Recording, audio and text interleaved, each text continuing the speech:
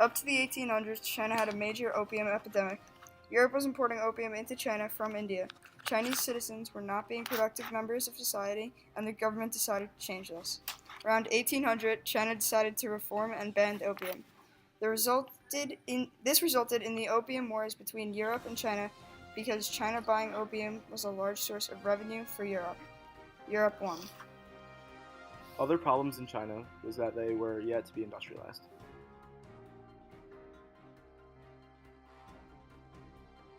Also, the Treaty of Nanjing, created by the Europeans, opened up China to Europe for trade and gave Hong Kong to Great Britain until 1997.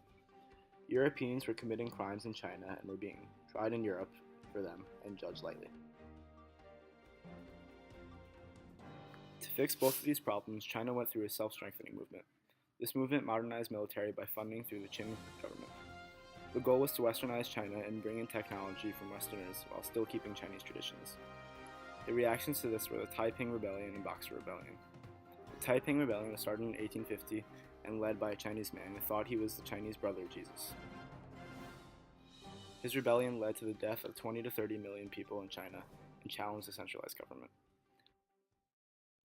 The Boxer Rebellion, which was an anti-colonial nationalist movement. A group of Chinese people attempted to rid China of Westerners and were encouraged by the emperor. As a result of the Boxer Rebellion, China and the Qing dynasty became greatly weakened and controlled to an even greater extent by Western imperial powers.